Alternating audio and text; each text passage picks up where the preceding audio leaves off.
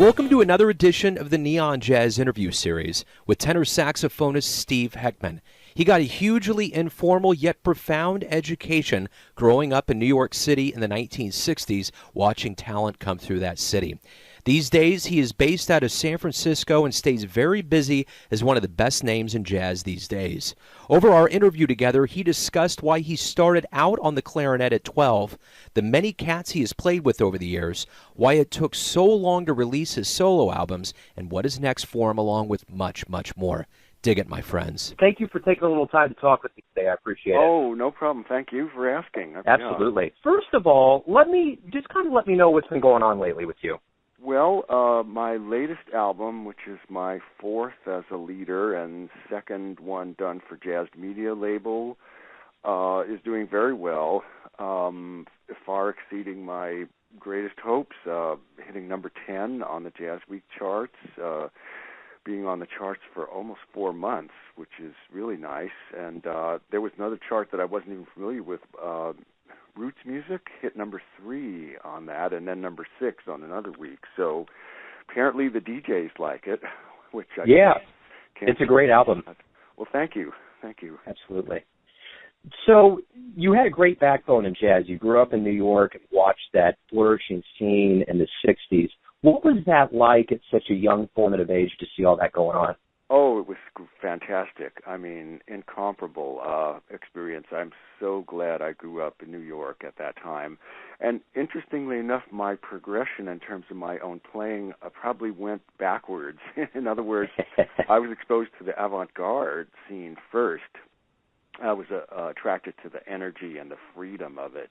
And as a teenager, I think teenagers just go through a lot of stress and strain, finding their way, and so it was a great outlet for me. I grew up in a family where there were very high academic expectations, a lot of pressure, so discovering jazz was kind of the greatest release of that pressure. I just found a sense of freedom, and especially with Coltrane and the avant-garde, I would say that just really appealed to a part of me at that time.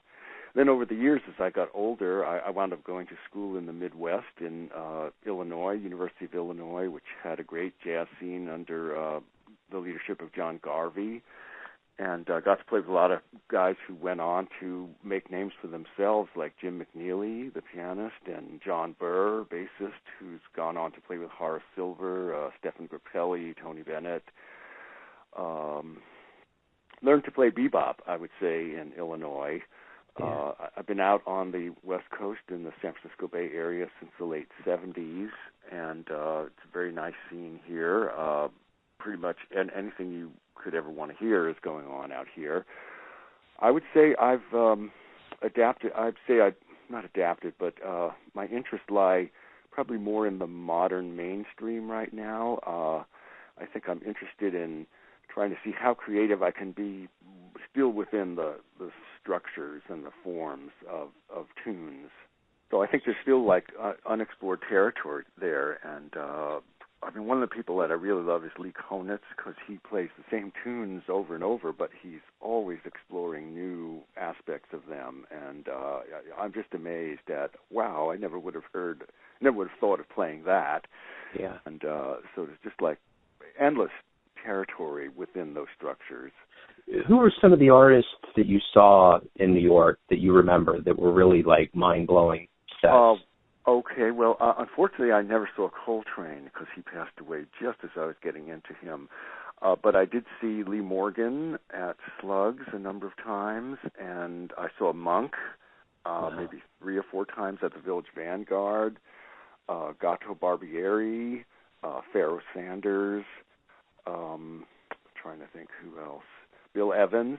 Wow. Oh, this is a fabulous experience that I had. I had a friend, Jeff Goldfarb, who's a trombone player. He got me onto my first professional gig with Roswell Rudd, the avant-garde trombonist, and he just knew everything that was going on in New York City at that time, which was the late 60s. Somehow he found out about a rehearsal one afternoon in this library, I think. It was Bill Evans' trio with Lee Konitz. And we just kind of snuck in quiet as mice and just took a seat we were the only people there, and we were just watching the rehearsal. They paid no mind to us at all. And, I mean, what a fabulous experience. Wow. I was probably too young to fully appreciate it, but I'm still awestruck when I think of just just the experience itself. Yeah. Pretty well, in this day and era, with the ease of video and recording, if you captured that thing would be just pounded by people, I'm sure. Oh, yeah. You know? Yeah. So at the age of 12, you started out on the clarinet, and then you moved your way into the alto and tenor sax. Why the clarinet in the beginning, and why did you move to the sax? Well, the clarinet, that's an interesting story. I remember being put in instrumental music in 7th grade. People came around at the end of 6th grade giving us ear tests, and apparently I did well. I had no idea that I would wind up playing music at all. Mm-hmm. Then in that instrumental class, they played the sounds of various instruments. I really wanted to play the oboe originally, but because I was wearing braces, I was told that I would cut my lips to shreds. I was told that clarinet wouldn't be as bad. I'd only be cutting one lip to shreds, just the lower lip. And I liked the sound of the clarinet also. So that's pretty much how I got started. But a number of my friends were playing saxophone, and they were starting to get into jazz themselves, and I started to hear some jazz, and I thought, wow, that is really cool. And saxophone was a cooler instrument, so I didn't stop playing clarinet, but I added saxophone, alto, and then tenor. And I still play the same tenor that my dad bought me in 1965 at a pawn shop in the Lower East Side of Manhattan. Wow. And I remember we went into the store, and the guy brought out a shiny horn. I couldn't get a note out of it. And the guy went to the back of the store, brought out another horn, which wasn't as shiny, but I got a nice sound out of it. And that's what I play today. It's a Selmer Super Balanced Action, which is a highly sought-after horn. So I think the angels were looking out for me in terms of that horn coming into my hands. Well, if there is ever proof that it's not what's on the outside, it's what's on the inside, you got it. Well, thank you. You know, I mean, you got the horn that had the sound, so there you go. That's the genie in the back of the shop for sure. Right, right, and that helped me develop the sound in my head and what I was absorbing from all the people that I was listening to. I would say also, growing up in New York, there were at least 3 jazz stations. Wow. Fabulous. And I'd be just glued to those stations after I got home from school, just absorbing as much as I could. So it was a great place to grow up. Yeah, so absolutely. So your bio notes that you're self-taught, that you learned from folks like Alan Field. What did these teachers teach you that was so profound that made your music move in certain directions? Well, the self-taught aspect is the fact that I got very frustrated with what they were attempting to teach me. They were saying, well, you got to learn these chords and these scales, and all of that is true. I think the teaching of jazz has improved significantly in the last 5 decades since I was a teenager, in that I think the studies are much more relevant to what is being played in a jazz tune, whereas my experience was that these chord progressions did not seem to be what I was hearing. I do see how they are related, but the samples, in other words, I recall being shown these chord progressions, and there'd be some examples that were written out by whoever wrote these books. But they were corny as hell, and I thought, well, this is this is not how I want to sound. Then I had an epiphany one day listening to Johnny Griffin, where I heard these chord changes. I don't want to get too technical, but 2-5-1-6 is kind of like the basic chord structure of many popular songs, and I got rhythm changes, which are the basis for a ton of Charlie Parker songs, and kind of one of the backbone structures of jazz tunes and Great American Songbook tunes. Anyway, I heard that progression played by Johnny Griffin, and it's like, okay, now it all started to make sense. Yeah. So in the sense of being self-taught, I think, the teachers tried. I can't say that I credit them with, maybe they pointed me in in a direction, but I didn't see the relevance of that direction. Really, I think it was from my listening that things started to click. And then I transcribed solos as a teenager. I transcribed using reel-to-reel tape. So you would slow the thing down. It would actually, the pitch would be an octave lower than what it would sound like. So Charlie Parker on the alto, it sounded like he was playing a baritone sax, but it slowed it down enough that I could pick out the notes one by one. Of course, I have to go back and forth. But I did transcribe about 6 Bird solos as a teenager, some George Coleman solos, Coltrane's alternate takes version of Giant Steps. So that is great training. I mean, it really gets your ear sharp. So, yeah. And then just seeing what these folks were doing, I started to integrate little bits and pieces into my own playing. So the improvisation part of my playing, I'd say, is primarily self-taught. I had good teachers in terms of technique as far as getting tone. I did study with Carmine Caruso, who's more known as a trumpet teacher for trumpet embouchure, but he also taught saxophone embouchure. And I think studying with him helped me really understand how to produce a clear sound.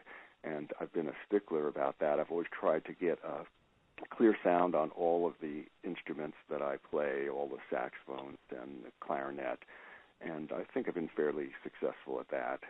Absolutely. So speaking of success and listening to the greats, obviously John Coltrane has been a huge influence on you. In your bio, it talked about you listening to Love Supreme over and over and over again. What was it about Coltrane's whole vibe that just hooked you? I listened to A Love Supreme every day after school through junior and senior year of high school.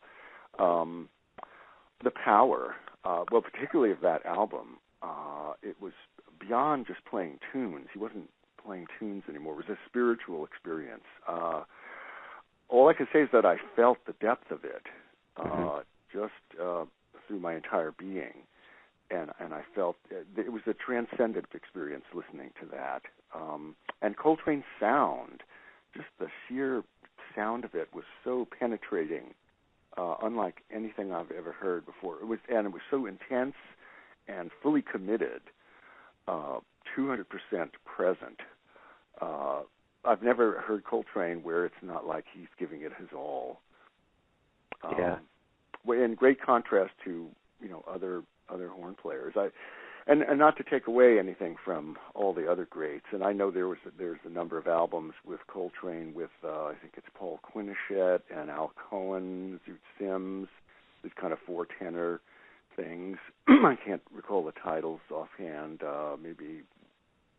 I can't right now. But so you hear these other guys, Hank Mobley, and they're all bebopping away, and then Coltrane steps in. And his sound just pierces right through, and the intensity, it's just like everything is brought to a whole higher level. So that's been my experience with listening to Coltrane. Just so refreshing and just so powerful, miles above everyone else that I've ever heard, really. Yeah, if there was ever an album in the annals of jazz history that had the appropriate name, it was that album right there. I Love Supreme. Yeah. Because that's what it was. Somebody had told me at one point, I can't remember who it was, that he had kind of tailored the making of this as though he was saying a prayer. Right. And it's one of the reasons why it was such a powerful album for him to make. Right, and I think the world responded. I think the world got it. Absolutely. Interesting, I think they just, in the last few years released some alternate takes of that, which has Archie Shepp on it. Wow. And I think Archie himself admitted that it didn't really work. Minor notes, and I'm so glad they released the version that they did release. Perfect. Yeah. So if you had to pick your jazz religion, would it be bebop? Is that what you kind of lean towards more? Well, I would call myself more of a post-bop person. I mean, or I'll call myself an eclectic. I mean, I think over the years you've taken that Coltrane influence. I don't think I'm trying to sound exactly like him anymore. think I'm trying to find my own sound. Some reviewer, I think it was Dan Belowski from All About Jazz, said that I had like a matte finish, kind of a take on a melding of various people, including Train, Sonny Rollins, Dexter Gordon, Michael Brecker. I would say that's true, that I love all those people. As far as my own sound, well, the highest compliment that I get here in the Bay Area is when friends of mine tell me that they've heard a cut of mine on the radio and they've recognized my sound. So I'm taking that as a sign of that I have an individual sound that people can pick up on immediately, that's nice to know. I don't think one consciously, plans that ahead of time, how, I want to sound. Well, I guess some people might do that, but they're usually copying someone. I want to sound exactly like David Sanborn or Michael Brecker, and there's many, quote-unquote clones around that are like that. I'm not sure that's such a great thing. I think it's better to find your own voice and, certainly take bits and pieces of influences, but ultimately, I don't think it's a great idea to be a copy of someone else. Yeah, I would say the last 15 or 20 years, I've seen a lot of that. I've seen a number of people come out who are copies of Kenny Garrett. Prior to that, there were a number of copies of David Sanborn. I don't know that anyone has successfully been a copy of Michael Brecker because he was so incredibly amazing. Yeah.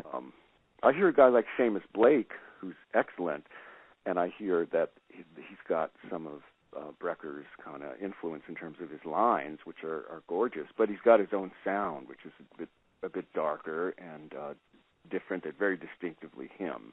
And I'm okay with that. I'm great with that. Speaking of originals, at 17, you got to play with Howard McGee. What was that like? Well, it was really nice to be recognized by someone of his stature, because I felt like I was just beginning to get into it. So when someone like that kind of picks up on my playing, I mean, that's the highest compliment. It's like, okay, that's great validation that I'm in the right direction. He heard something and he felt something from my playing. So I didn't do a lot of playing with him. It was just on a few occasions, but I mean, between him and Roswell, just being recognized enough to be hired into their bands was great. Yeah. And then in college, you played with Slam Stewart, Cy Zentner, and Irby Green. That had to be, even taking it to a whole other level to learn from them at that kind of formative level of your education in your life, I would think. Right, and those gigs were done in the college bands, the college big bands. Yeah.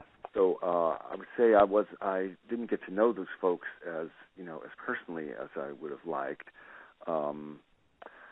It was a great experience, though. Cy Zentner was just the coolest guy, the easiest guy to work with. So was Irby Green.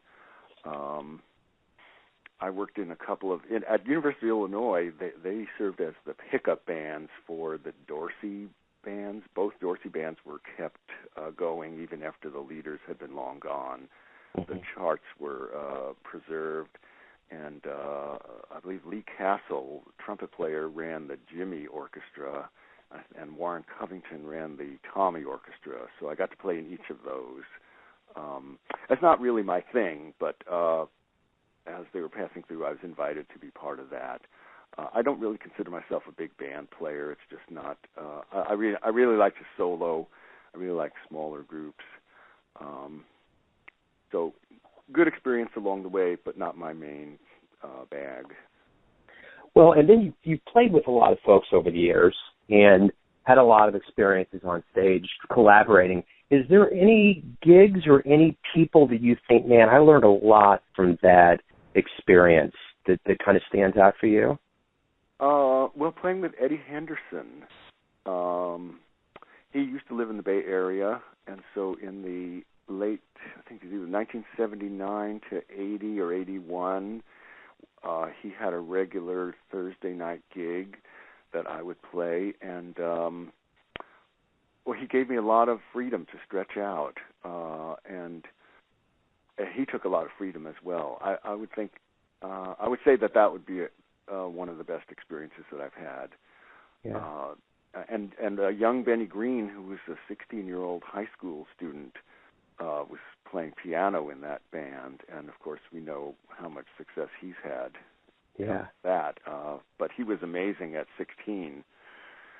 And then let me, if I can just backtrack again, at 16 I also met Bob Berg, who also was almost fully formed at age 16, and I met him at a jam session at a friend's house and just blew my socks off. Yeah. Amazing to hear him. And I would say he's been an influence as well over the years in terms of that intense sound. Let's see. There was another guy in the San Francisco Bay Area who's not with us anymore. Bishop Norman Williams was an alto sax player. I don't know if he ever really got known beyond the local area here, but he had a regular Sunday night session, and I played with him for about a year as well. And he would play fast, really up-tempo bebop tunes, so that helped me get my up-tempo chops together. I would say that was also a great experience. And recently, about a year and a half, almost 2 years ago, I had the honor of playing with the great drummer Jimmy Cobb. Oh, cool. In his early 80s now, and the only surviving member from the Kind of Blue album.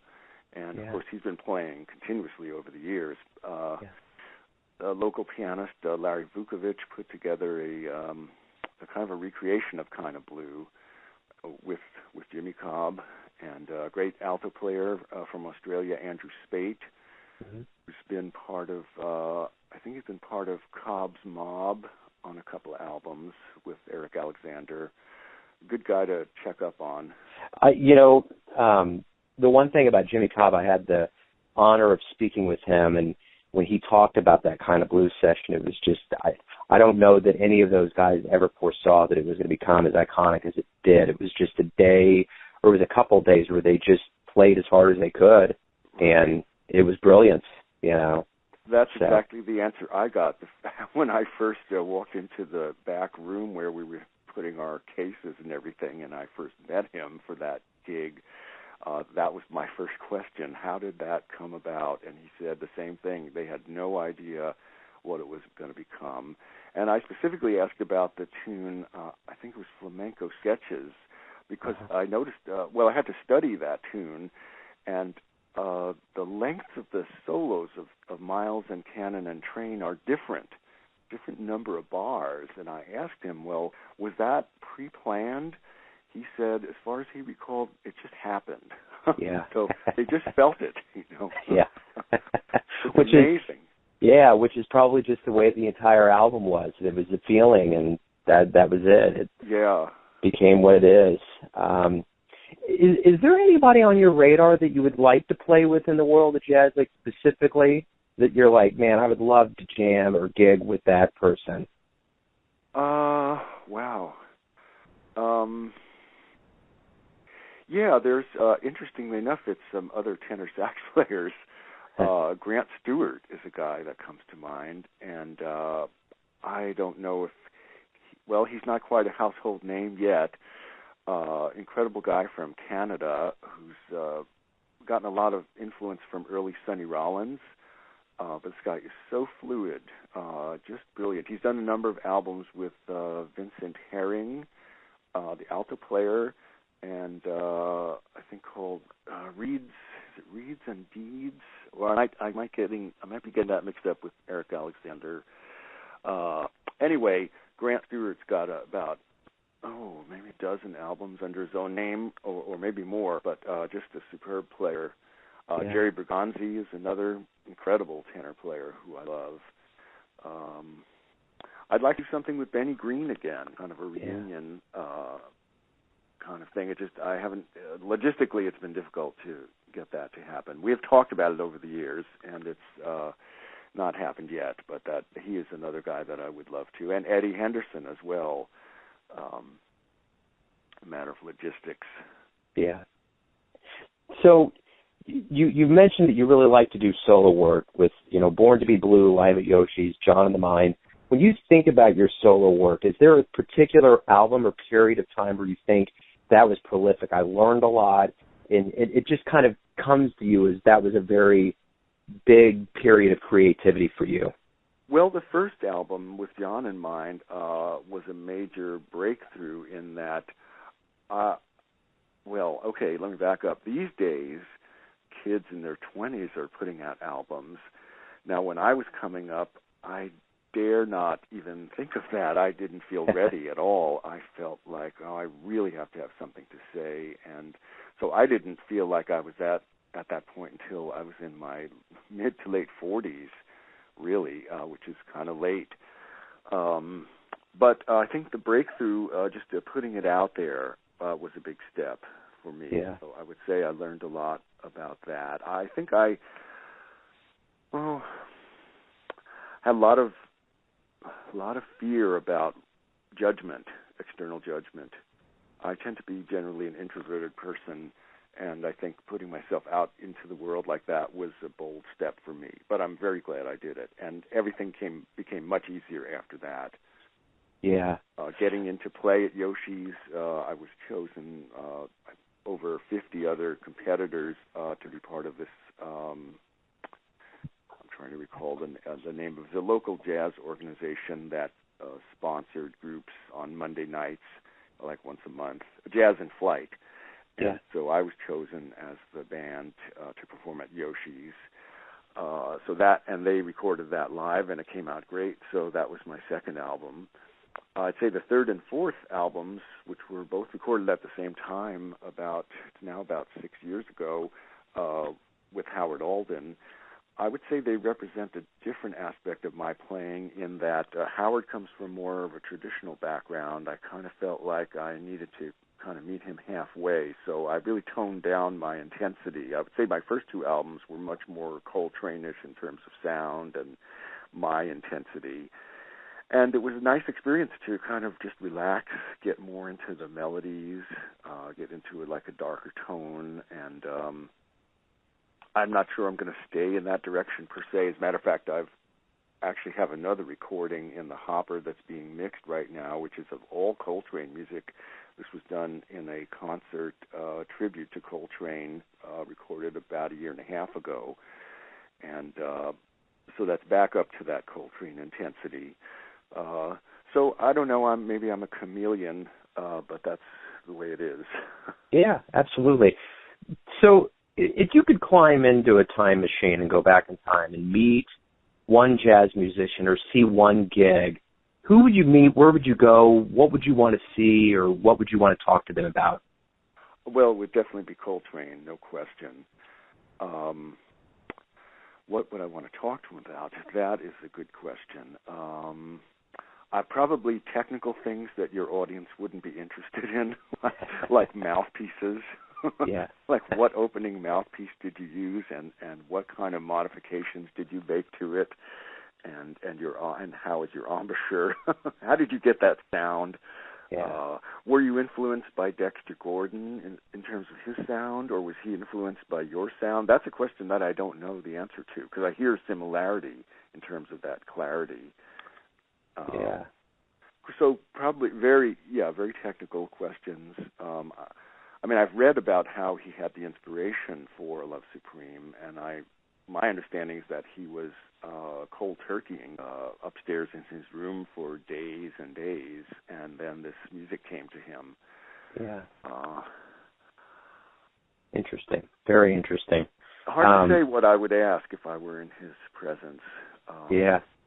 I did have a dream that I was playing with him on a circular stage, which was an incredible dream, one that I didn't want to wake up from. That's cool. That's very cool. About 20 years ago. Well, speaking of dreams, what is the greatest thing about waking up every day? Greatest thing about waking up? Well, I'm in good health. I feel like I've been given a great gift. I work hard. I think that musical success is 95% sweat equity and 5% inspiration.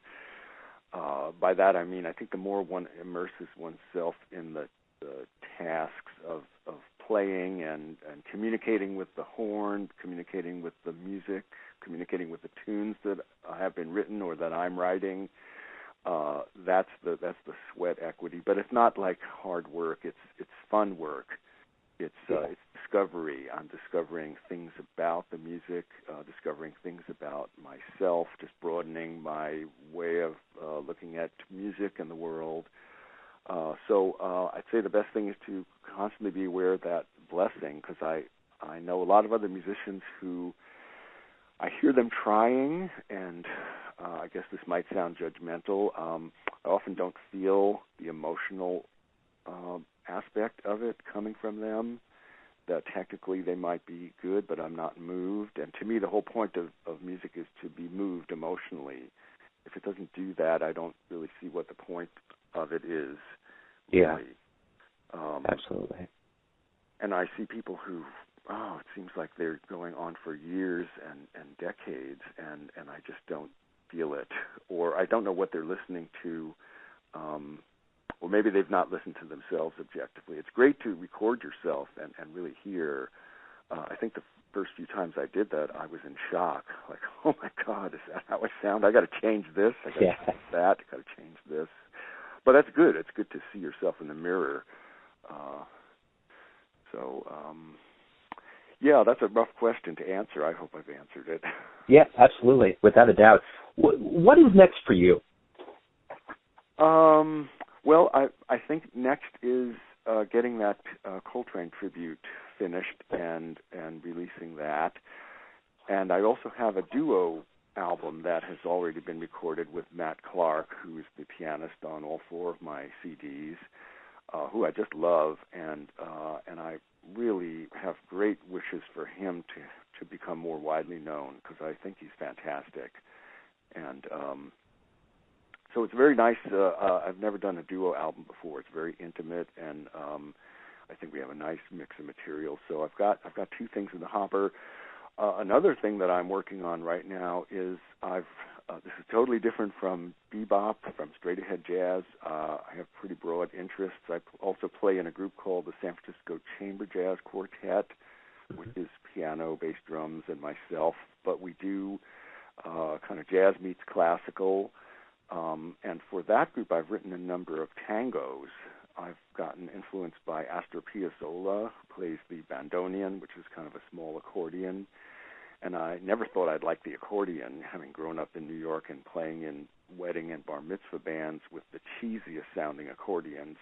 But over the years, the sound has changed, and Richard Galliano, great accordion player, but the bandoneon has a hipper sound to me.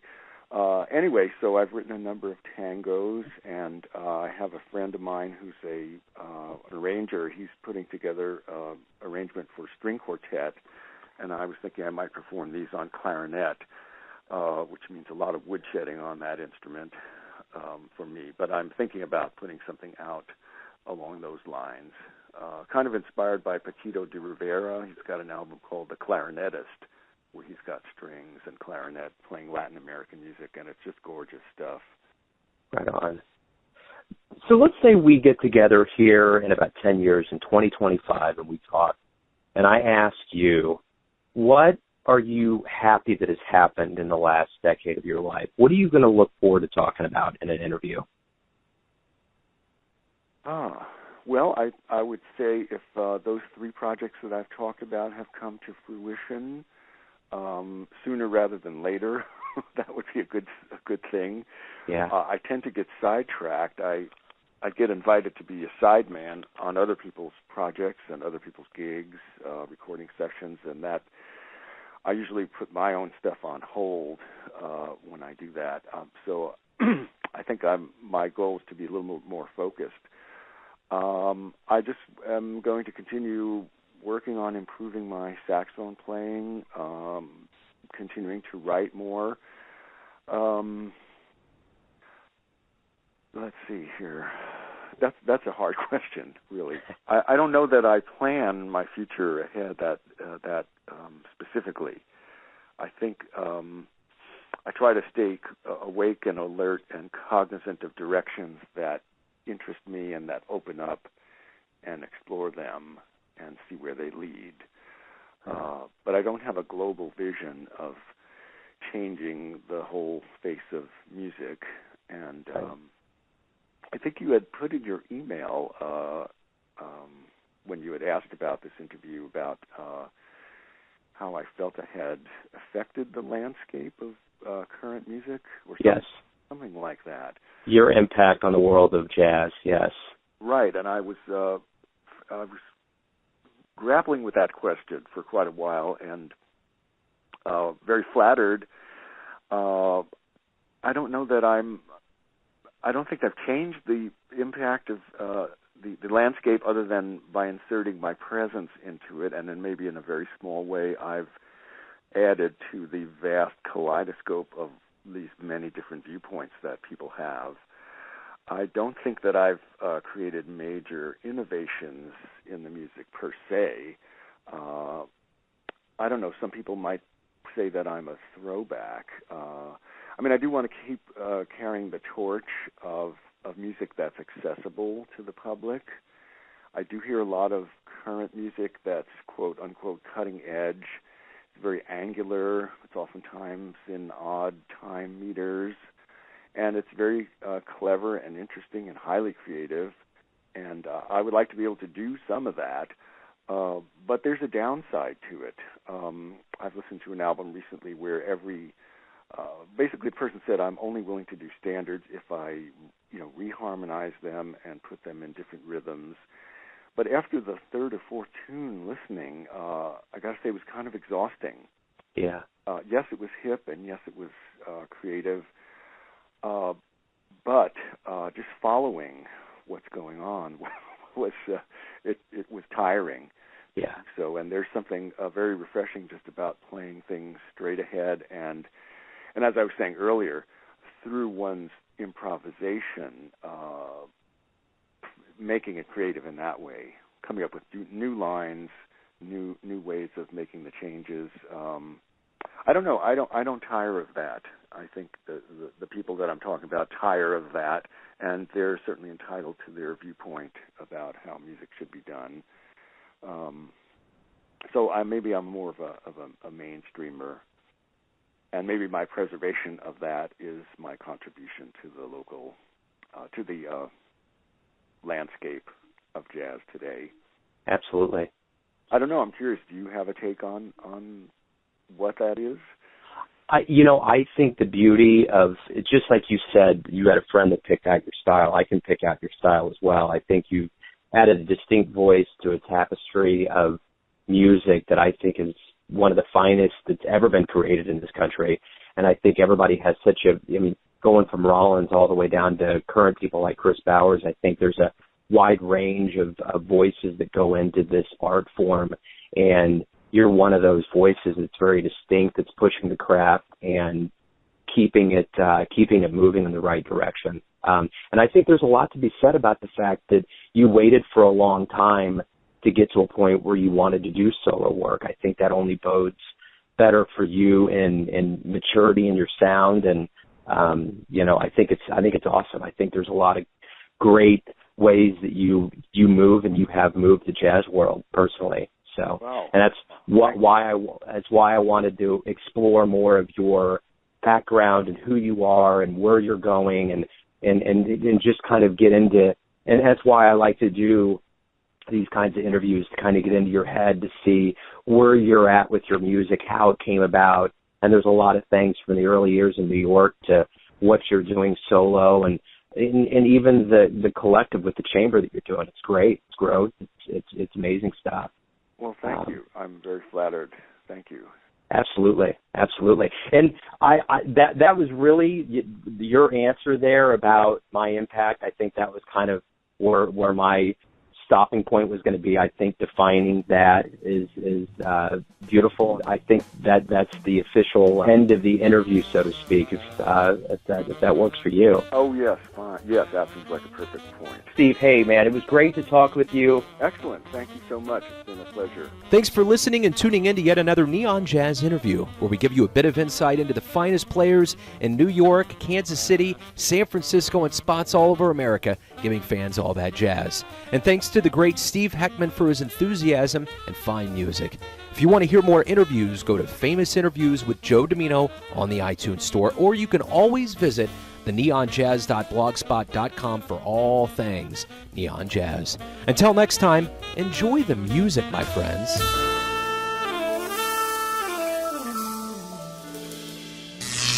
Neon Jazz.